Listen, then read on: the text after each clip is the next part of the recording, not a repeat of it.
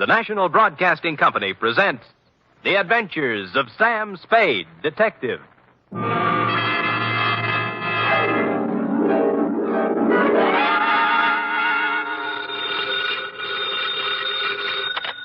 Spade Detective Agency. Buono. I beg your pardon? Suonate il campanello. Sam, what are you... Nothing at all, sweetheart. I just happen to have the tourist lists of handy Italian phrases before me. North Beach never did that to you before, Sam. North Beach never did anybody like it just did me, F. But I thought you said old Bartolomeo just wanted you to drop by for a friendly talk. And some garlic bread and red wine. But does that explain the knife gash on my coat? Your new tweed? My old tweed now, Cherub. You see, it was never meant to be swum in. The bay? Yes. Not again. What else? By now, your keen feminine instinct should tell you this is not the social call, Wonder Girl. As a matter of fact, I plan to drop by presto presto with words anent a little something I call View of Fisherman's Wharf from the Water, or the Crab Louis Caper.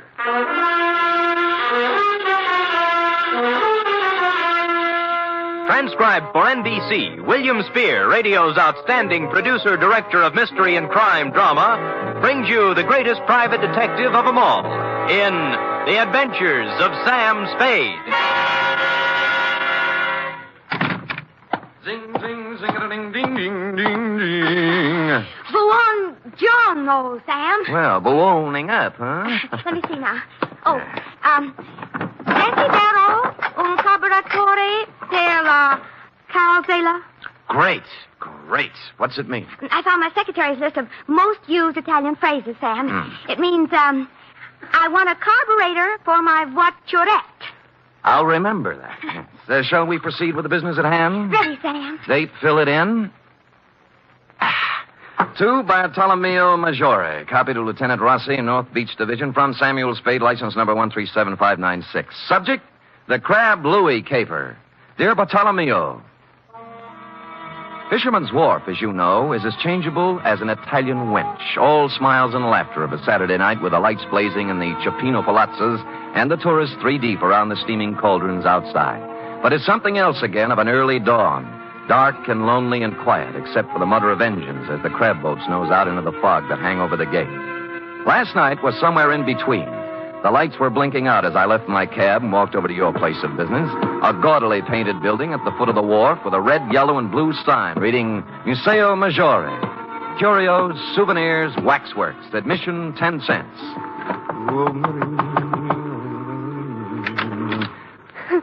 Who is it? I'm Sam Spade. Bartolomeo called me. He isn't here. Fascist Grotto at the end of the wharf. Thanks. Look, is there anything I can... Sorry.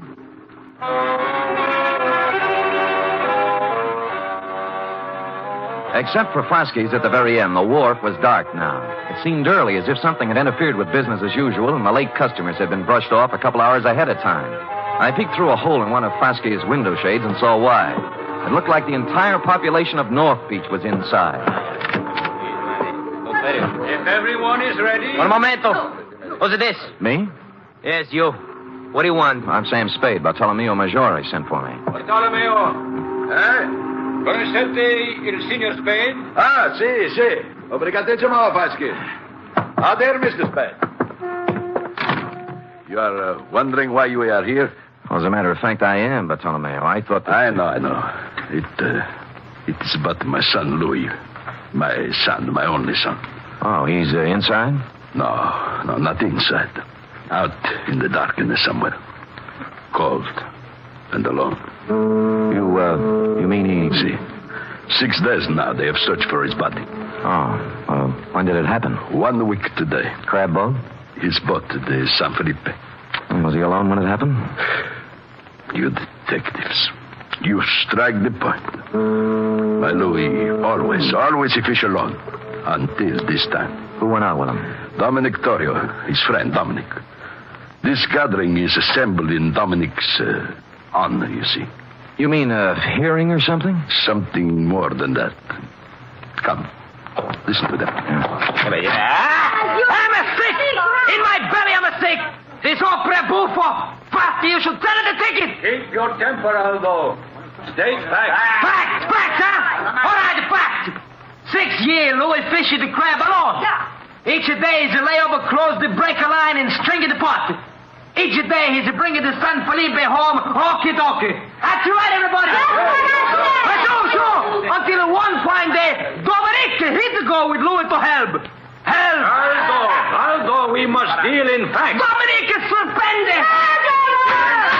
Back in the truth. He's a kill Louis. Sure, he's a kill Louis. And you know why? Because he's a want Rosalia. That's why. You see how it is. Who's Rosalia? You must have seen her at the museo. Crying? Yes, with reason. Next week, she and my Louis were to be married.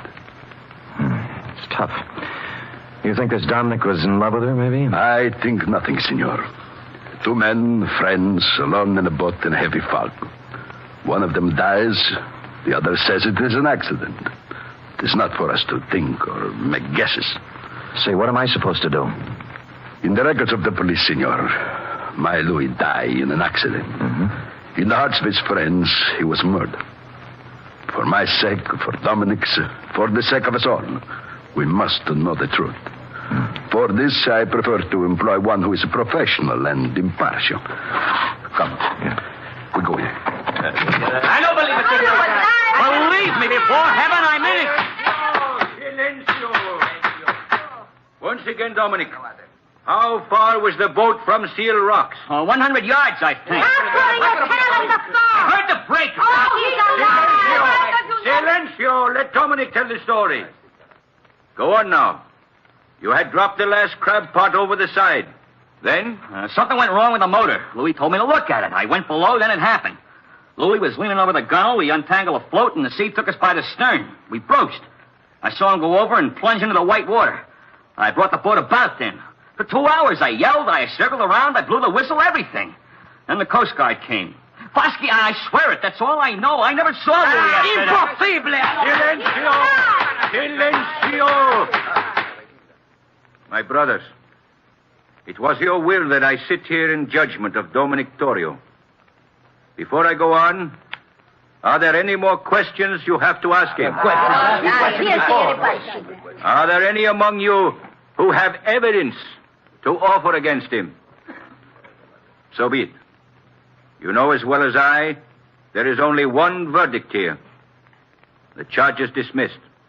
The court is adjourned.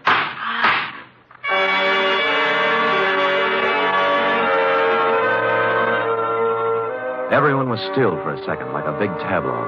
Fosky, white-haired and dignified on the platform, looking down at Dominic, and the rest of them all on their feet now, boring holes through them with their eyes. He was the first to move, turning slowly, walking out through the crowd toward the door, looking tentatively from face to face, knowing now he hadn't been acquitted at all, as one by one they turned their backs on him. I felt terribly sorry for Dominic, until he walked past me and I got a look at his face, at his eyes. In my racket, I see that look more often than the next guy.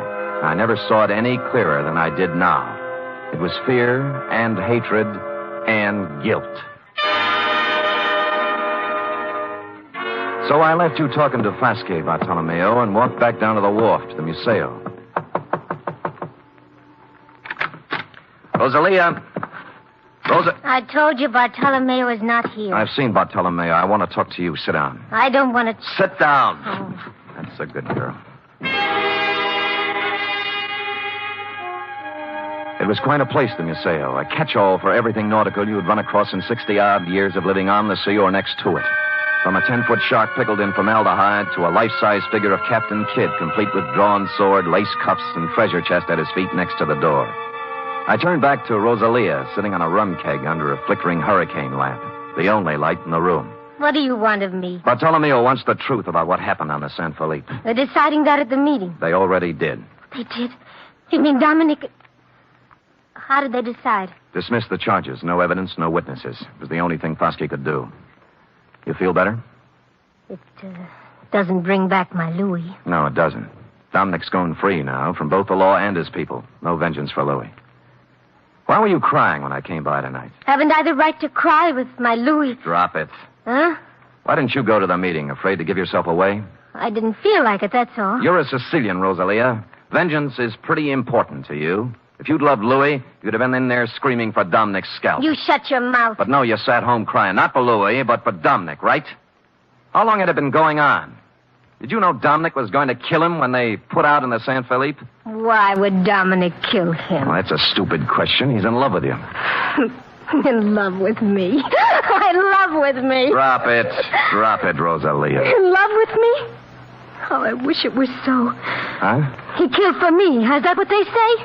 It's all very flattering, very. I love Dominic. I've always loved Dominic since I was a little girl. I threw myself at Dominic, and I begged him to marry me. That's not easy for a girl to do, Mr. Spade. I begged him, and I promised to work for him, to be his slave. You know what he did? He laughed and he spit upon me. And you stand there and you tell me that he murdered for the love of me. You wouldn't walk across the street. All right. Take it easy now. Come on, take it easy. So I do the silly woman thing. I promise myself to Louis. To crazy Louis, to a madman. Crazy? You don't believe that, huh? Louis the Great, il campione, a champion of the crab fisherman, who dares to fish right on the breaker line, catches more crab than anyone else. Louis the Fearless. Do you know why he's fearless? He's too crazy to be afraid. What do you mean? He mutters. He talks to himself of great riches, of thousands of dollars, of him and me. Louis the crab fisherman and me, living in the finest house in North Beach. When was this? Last week. He went up in Bartolomeo's attic one night, and he came down with a big hunk of his raw wax from the waxworks. A tresor, he called it. A stupid lump of wax. And he held it up before me, so. And he says with a mad gleam in his eye, "From this, Rosalia, from this I will carve for us the biggest, finest house you can dream of. Here, look." What's Captain Kidd got to do with it? He puts it in the treasure chest. See? You will keep this a secret, Rosalia, he says, if you love me. And he laughs again like a madman. Me love Louis Maggiore? I hated him.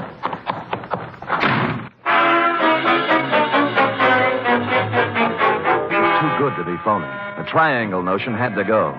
You could hardly blame Rosalia for thinking he was crazy. And the treasure chest was a hunk of tallow, not a very fresh hunk at that. And Louis's routine with it must have hit her like the graveyard scene from Hamlet. Therefore, having no theory, nor evidence, nor witnesses, I also had no motive. As always in situations like this, I did the sensible thing. I went home and went to bed. Or I thought I went to bed. Hello? Spade? Yeah. I got a tip for you. Oh? Find yourself a nice, dirty divorce case somewhere and stay out of North Beach. Well, this almost sounds like a threat. Call it advice. There's $100 in the mail for you. You'll get it this morning. Plus a bribe? A gift. Can I keep it if I don't play? If you don't play, you won't need it. I suppose it's useless to ask who this is. Louis Maggiore. Say that again? Louis Maggiore, shall I spell it? You might explain it. You talk to Rosalia. Figure it out for yourself. Sure. So she never loved you, and you knew it. So you go over the side when the comber hits, swim ashore, then discover they think you're dead and decide to leave it that way rather than go through with a wedding. You got it. I got more. So life without Rosalia in North Beach is impossible. You can't face the shame and loose talk that goes with a busted wedding. So you're going over the hill and find a new life for yourself. Wait a minute, Spade. Oh, there's more. So you're tossing over a car, a bank account, a boat worth $7,000. Walking out on your old man, to say nothing of 3 years apprenticeship and 6 years of hard work to get where you are. I understand perfectly. And you're being a little insulting. I make a lot of my dough with my big flat feet, but I do make some of it with my head. Now try again. You don't believe I'm Louis Maggiore? That is the general idea. And it might surprise you to know that 5 minutes ago I was ready to chuck the whole antipasto. Now I'm back in with both feet. What's with the music box? Nothing. Tell me, would you know Louis if you saw him? I've seen his picture. Fine. I guess I'll have to prove it to you. If I satisfy you I'm Louis Maggiore, will you stay home? Scout's honor. Now where do we prove it? You know Castellani's grotto? Halfway out on the wharf, yeah. There's a ramp running around behind it. I'll see you there in a half hour. I know just what you're going to say, Bartolomeo, but I didn't go alone. Roscoe was right there with me, with his safety off. It was the kind of spog San Francisco puts on once a year for the tourists. Just to nail down its position as runner-up to London. I had to feel my way along the row of dark chowder houses to Castellani's. Except for the foghorn and the lapping of the water below, there wasn't a sound. The only cheerful thing in the picture was Roscoe, who was now out of my pocket at the ready. I eased up to the corner of Castellani's. There was an alley between it and the next building, leading around the ramp over the water. Spade? I could see the glow of his cigarette first. Then I made him out, in a slouch hat and overcoat. He was standing at the rail. Spade? Right here. Well, you satisfied now? I'll let you know. I moved out from the side of the building and walked toward him. He must have known about Roscoe because he didn't move, just let me come right up next to him. I was stupid, sure, but it wouldn't have worked for him except for the fog. 2 feet away, I saw what I thought was Louis was a booby trap. The hat and overcoat were slung over a piling with a burning cigarette on the rail next to one of the sleeves. I rolled to one side just in time. The knife slashed through the padding on my left shoulder, and he was on me. Roscoe went into the drink, and I took on the arm with a knife with my 2 hands, 32 teeth. Unhappily, overlooking a spare foot, he knew what to do with. I went through the railing like in a silent version of the sea wolf, arriving thus in the limpid and soothing waters of San Francisco Bay. At the moment, I was not sorry.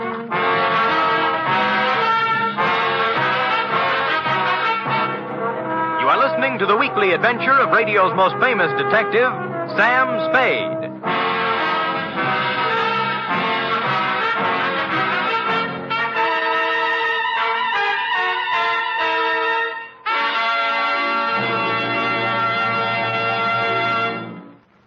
Three chimes mean good times on NBC.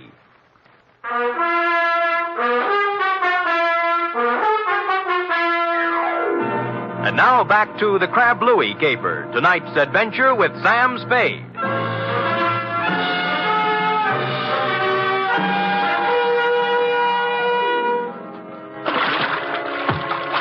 Wetting my finger and holding it up in the wind, I quickly determined where north was, and just as quickly decided there was no percentage in swimming the Golden Gate. A bright blur on my starboard bow called to mind the old saying, where there's a light, there's life, so I headed there. 3 strokes this side of exhaustion, I pulled up at what proved to be a landing with a Jacob's ladder, at the top of which I found the rear entrance to Foske's, or more accurately, Foske's private office. The door was open. Huh? Oh. I'm Sam Spade. I've been swimming, if you're wondering. Bartolomeo told me about you. He didn't say you were crazy. Well, maybe he didn't know. You wouldn't have a brandy lying around loose, would you? Well, sure. Sit down. Thanks. I think I saw Louis tonight. Louis? Impossible. Where? Behind Castellani's. Yeah. Bless you, Fosque.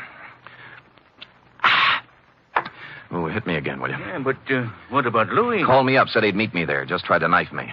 Oh, but it's impossible. Is it? Why would he play dead? And why would he try to kill you? Maybe he's crazy. Well, how do you mean? You've heard of the dear old lady who had the trunk full of pancakes, haven't you? Hmm? Louis saves old Tallow. Captain Kidd's treasure chest at the Museo is full of it. Who told you this? Rosalia showed it to me. May I? Help yourself. Thanks. Might be a good idea to call another meeting and tell the people. Make it easier for Dominic. Funny. Of the whole meeting here, I alone doubted his guilt. Good thing they made you the judge, or he might be 6 feet under by now. Got a cigarette? In the box there, next to the phone. Thanks. Yeah, I went right along with him, too. Shows how wrong you can be when When what? when you go by emotions and not by evidence. This is, quite a cigarette box. Yes. It stops when you put it down. Hmm? Well, I suppose now you'll drop your assignment? sure. I'm a detective, not a psychiatrist. You've got a lunatic running around, that's your problem. Good night, Fosque, and thanks for the brandy.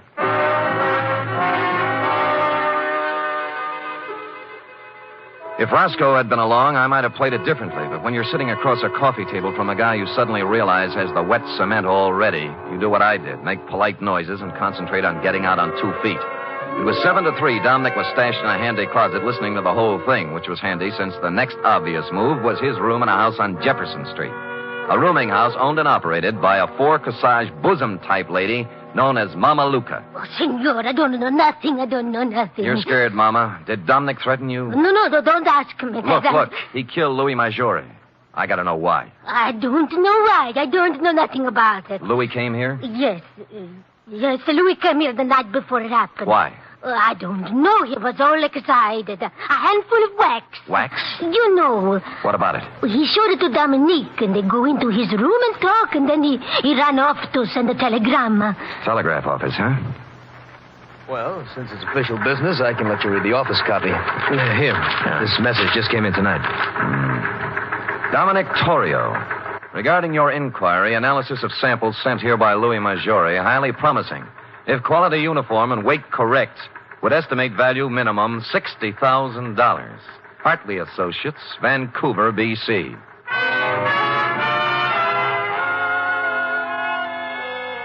A lump of smelly stuff that looked like old tallow, picked out of the ocean and worth $60,000 was a strong enough clue for even stupid Sam to pick up. I left the telegraph office on the double and pulled up at the Museo Maggiore 10 minutes later. Blasted lock is jammed. He was too busy to notice me. I slid a marlin spike out of a rack next to the rum keg. Locked. Must be locked. I hate to do this, Fosky. Wait a minute, Spade. Wait up! The next voice you'll hear will be the nurse with the breakfast tray. Bartolomeo!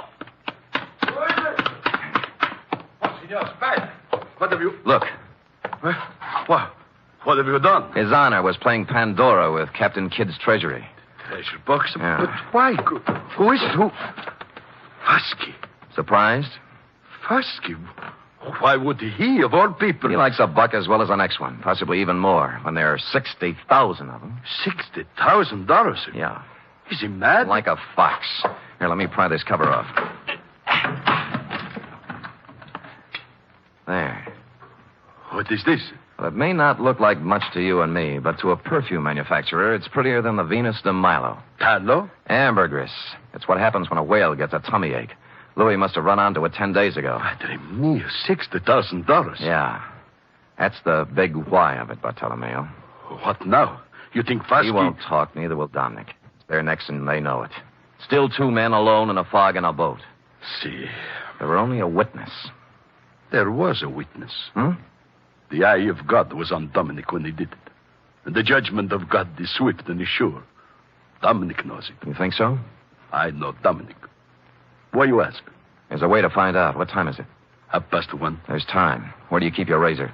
Razor? Yeah. I'm going to shave Captain Kidd.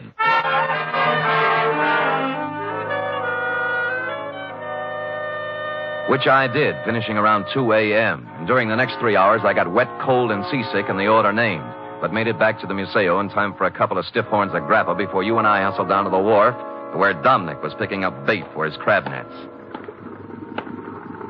Dominic? Huh? Oh, Bartolomeo. And the Senor Spade.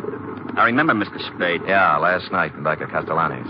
I don't know what you're talking about. Sure, Dominic. It's all a horrible mistake. Lay off me, will you? You heard what Fosky said, didn't you? They dropped the charges. I'm innocent. They cleared me. That's just why we're here. We want to make it up to you, my boy.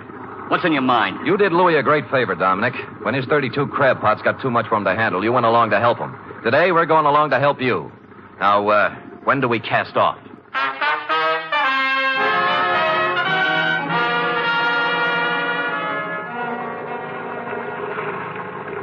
There's a float up ahead. What color? Yellow and red. Is that yours, Dominic? That's mine. Great. Pull up alongside. Well, What's this all about? I told you, Dominic. You're lying. What are you trying to do? Break me down? He's dead in an accident. You heard what Fosky said? Yeah. Forget it, Dominic. Forget it. We love you like a brother. I told the truth. I told the truth. What are you trying to do? Torture me? Is that what you want? Revenge? No.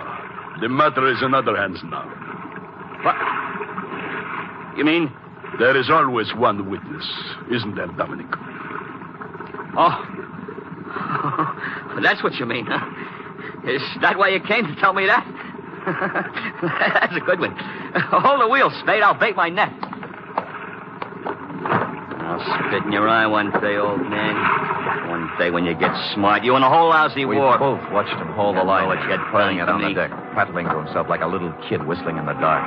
He was a lousy actor, pale under his sunburn and drenched with I sweat. won't let you Up forget it it, came, pal. coil by I got coil. something to prove. Then it began to come slower. And make it stick. When I can prove it in court, I'll sue you till you bleed. Hey, what's the matter here? What's pulling on this line? Maybe it's your conscience, Dominic. It's heavy. The Lord moves in strange ways. I can't get it up. Let me help you. There we go. 1, 2. Up. Louie! Get away from me! Let me go! Louie! No!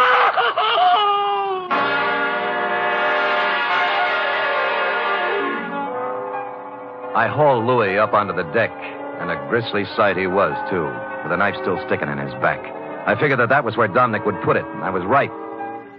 Not that it mattered, because Dominic wasn't thinking logically from the moment he saw Louis's body tangled in his crab line. He sang us all 50 verses then and there and repeated them for the police stenographer later when we got him to headquarters. It looks like a first-degree rap for both him and Foskey, but I'm waiting till it happens before telling him the corpse was Captain Kidd, minus beard and ruffles. Period. End of report. Sam, again and again I rediscover you. And each time a new facet, a new thrill. You're just wonderful. It's true, but it pleases me to hear it from you, F. And so I propose to reward you in a fitting manner. First, back salary? Tut, a carburetor for your voiturette. And second, back salary? 10 free tickets to the Museo Maggiore. Third, back salary. An invitation to accompany me, your employer, to browse upon 2 bowls of cioppino tonight at Castellani's. And fourth, I give up. back salary. Sam! Count it, girl, count it, and bless you. The voiturette, complete with carburetor, will call at your door in precisely 1 hour. Until then... Good night, Sam. Good night, sweetheart.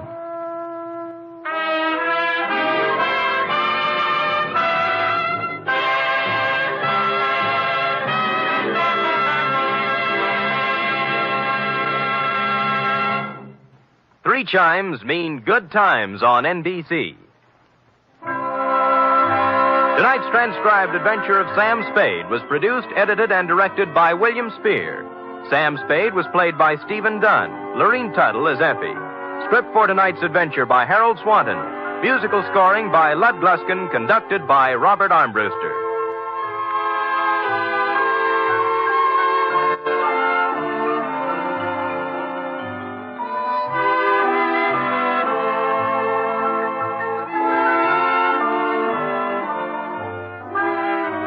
Join us again next week, same time, for another adventure with Sam Spade.